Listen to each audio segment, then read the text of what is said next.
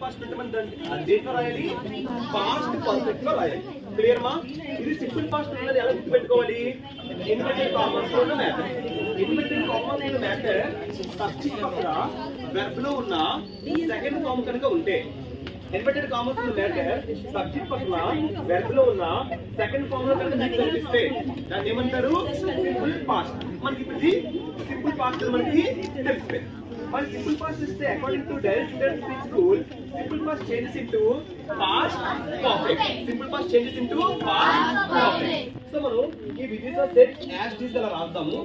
ఇప్పుడు set is set అని పెట్టేస్తాము.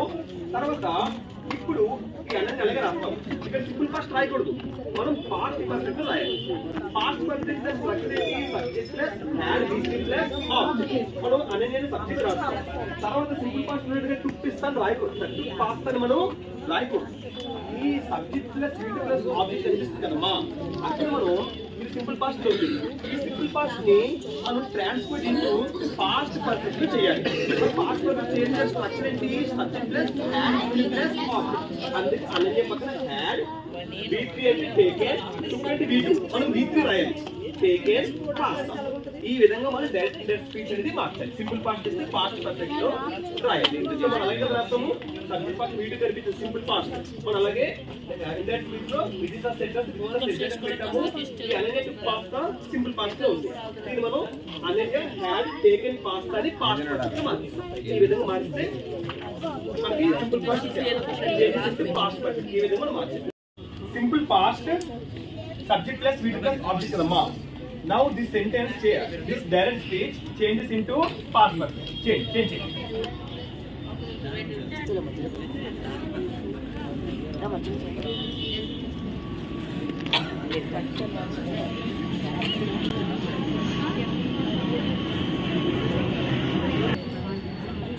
Why you here she?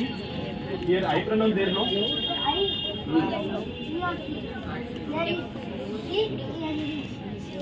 Good, very good. Excellent, ma. Class. Very good.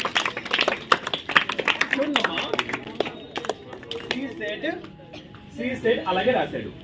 Okay, namma. That I changes into he or she. Mana rules unnai kada. I కాస్త he గాని she గాని మారుతుంది. కావాల్సిన rule book check చేసుకోండి. I ఏమొచ్చి he గాని she గాని మారుతుంది. కానీ ఇక్కడ ఎవరున్నారు? she ఉంది. So that's why we use she. మనకి పాస్ట్ పర్ఫెక్ట్ రాయాలి కదా, అందుకే she had loud thoughts. V3 ED was V2 కూడా లౌడే. ED వస్తే V3 కూడా అది ED కిందే 12. Very good class.